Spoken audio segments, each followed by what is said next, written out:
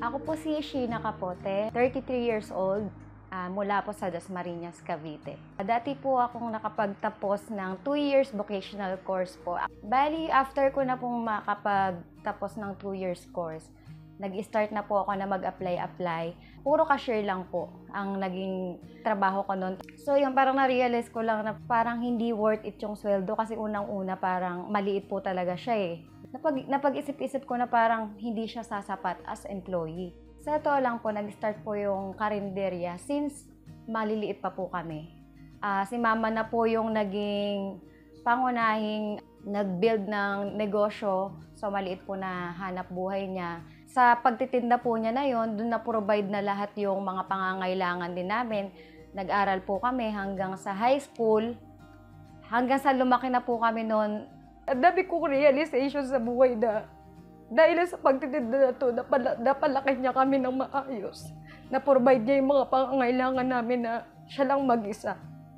So yun, parang naging inspiration ko talaga siya. Tapos dumating sa point na nagkasakit na siya. Sabi niya, ipagpatuloy namin yung business. Dahil unang-una, dito na po kami lumaki lahat. Natutuwa nga ako kasi yung negosyo ko noon, pinagpatuloy nila. Kaya sabi ko sa kanila, pag ako nawala, huwag niyo iwanan yung pagtitinda niyo kasi yung kayo binuhay ko hanggang sa maliit, hanggang sa paglaki niyo. Kaya huwag niyo baliwalain yung tinda ko. Mahalin ninyo. Kaya nagpapasalamat ako sa mga anak ko na kahit pa paano, ginagawa nilang gusto niyo para sa akin. Sa awa tulong po ng Diyos, nagpatuloy po talaga yung business na yun na dito na po namin nababayaran yung mga bills namin. Kahit papano po is na-provide na rin ng pagtitinda ng ulam yung mga pangangailangan namin. Hindi lang po sa bills, pati na rin po dun sa mga pangangailangan namin sa bahay.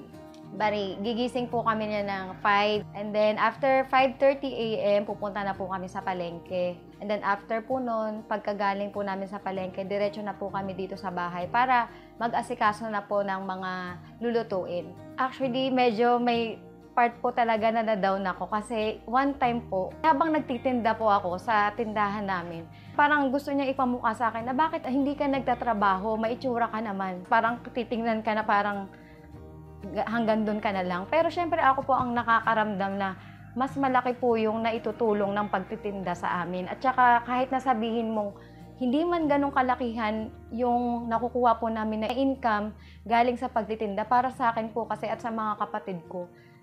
Sobrang laking pasalamat namin sa Diyos kasi sapat po yun sa amin. At saka unang-una hindi po kami pinagkulang din ng Diyos sa bagay na yun. At isa pa, syempre, makontento tayo kung ano yung ibinigay sa atin. At kung ano man po yan, di ba, ipagpasalamat po natin lagi sa Diyos yun. Ang nagiging inspirasyon ko po para ipagpatuloy yung negosyo na to is sa aking magulang. Kumbaga, ayaw ko pong bitawan yung negosyo dahil siya po yung nagpasimula nito. At dito po kasi ako masaya. At the same time, kasama ko pa si mama sa araw-araw at ang mga kapatid ko. Para sa akin, ang naitulong din sa akin ng pagtitinda. Sobrang dami ko po talagang natutunan. Dito makaka-encounter ka ng iba't ibang klase ng tao. Higit sa lahat, matututunan mong makisama sa maliit at mataas na klase ng tao.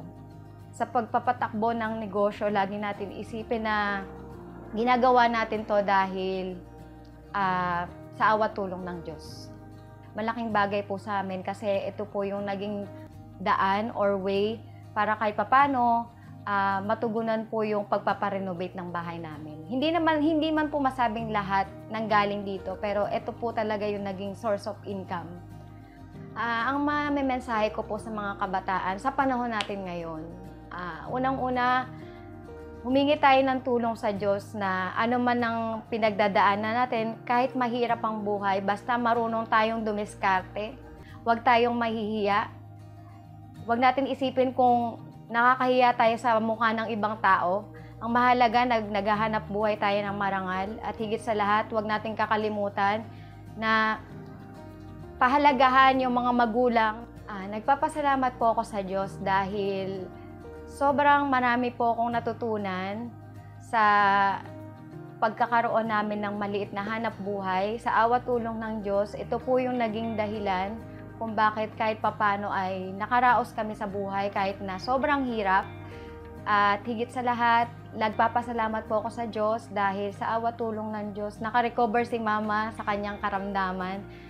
At ang masasabi ko lang po, kahit na mahirap ang buhay, kahit na ano man ang isipin ng tao, basta wala po tayong ginagawang masama, wala tayong tinatapakang kapwa natin, at marunong lang po tayong makisama.